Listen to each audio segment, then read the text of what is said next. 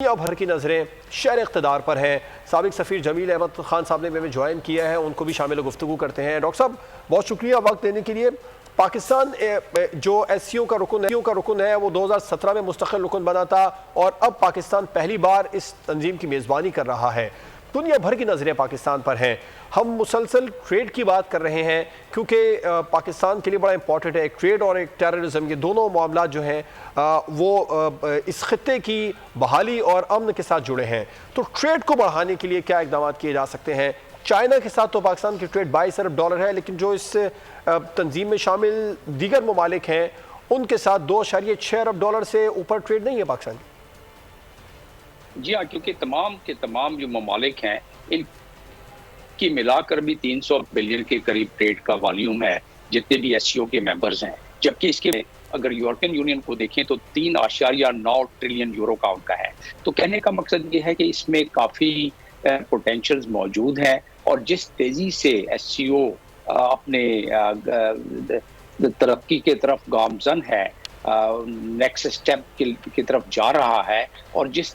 تیزی کے ساتھ ویسٹ ایس سی او کو ایک اپنا کمپٹیٹر سمجھ رہا ہے، تو اس سے محسوس ہوتا ہے کہ مزید ہم آہنگی ان کے ممبر کنٹریز میں بڑھے گی، اور خاص طور پر ان میں جو دو ممالک ہیں رشیا اور چائنا، جو کہ چائنا تو خیر اکانومی کے لحاظ سے بھی 17.6 ٹریلین کی اکانومی ہے، اور دنیا کا اس پر اثر ہے اور دنیا اس سے اثر لیتی ہے، تو اس لحاظ سے یہاں ٹریڈ کے لحاظ سے جو اپرچونیٹیز پاکستان کو ہے وہ یہ ہے کہ سی پیک کے جس طرح بڑھاوا ملے گا، اور اس دفعہ لی پیانگ صاحب جو آئی ہیں پرائم منسٹر چائنا کے، ان کی آمد سے جو 13 ایم او یو سائن ہوئے ہیں، اور جو ایک مومنٹم دوبارہ ملا ہے سی پیک 2 کو، تو اس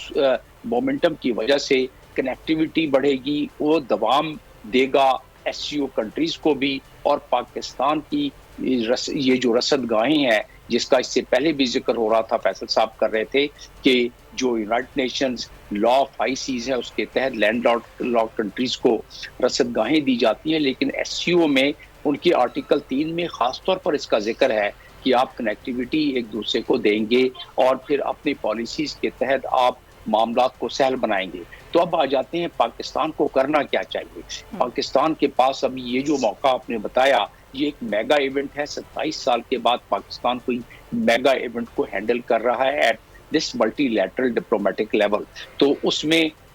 اور ظاہر ہے ایس سی او کی پہلی دفعہ میزبانی کر رہا ہے، تو اس میں جتنے بھی سربراہان 10 ممالک سے آئے ہیں، نمائندگی ہو رہی ہے 10 ممالک کی، تو ان کے ساتھ ایک انٹریکشن اور خود بخود بائی لیٹرل ایک گفتگو ہوتی ہے، اور بائی لیٹرل معاملات آگے بڑھتے ہیں۔ آپ دیکھیں کہ رشیا کا بہت بڑا ڈیلیگیشن آیا ہے 76 افراد پر، تو ان کی پہلے سے کافی تیاری اس میں ہے۔ میری خود گفتگو ہوئی ہے ان کے بڑے ٹاپ ڈپلومیٹس کے ساتھ، ان کے سفیر کے ساتھ، ان کے کونسل جنرل کے ساتھ، اور وہ سارے تقریباً پچھلے 10 دنوں سے انہی معاملات میں مصروف تھے کہ پاکستان کے ساتھ جو اب مزید تعلقات بڑھا جائیں اس کو ایک جامع شکل دی جائے۔ تو اب یہ کہ رشیا کی طرف سے بھی اچھی خبر اور پاکستان کی طرف سے، تو پاکستان کو اب جو چیز رہ گئی ہے اپنے گھر کو مضبوط کرنے کی چیز رہ گئی ہے کہ پاکستان اپنے گھر کو اس طرح مضبوط کر سکتا ہے کہ اپنی معیشت کو بڑھانے کے لیے تن من دھن کی بازی لڑائے، کیونکہ معیشت اب پاکستان کا جو سیکیورٹی کا نمبر 1 مسئلہ ہے، اصل تو پاکستان کو سیکیورٹی کے دوسرے مسائل کم ہیں، پاکستان کو معیشت سب سے بڑا، اور یہی پھر ہمیں جو ٹیررزم کی آپ نے بات کی، ٹریڈ اینڈ ٹیررزم کی، اس کا تو آٹومیٹکلی ذکر ہے کہ جو ریٹ کا انہوں نے بنایا ہے ایک regional anti terrorist structure, article 10 ہے یہ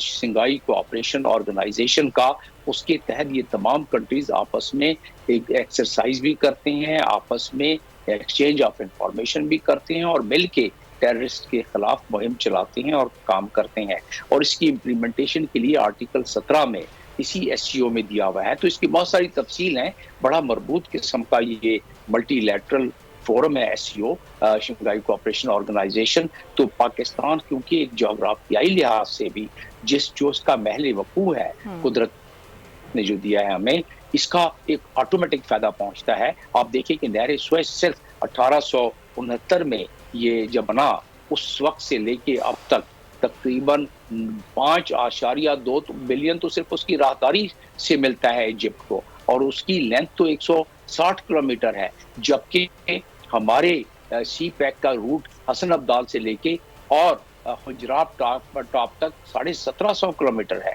तो उस लिहाज से अगर देखा जाए तो फिर हमें इससे इस्तेफादा न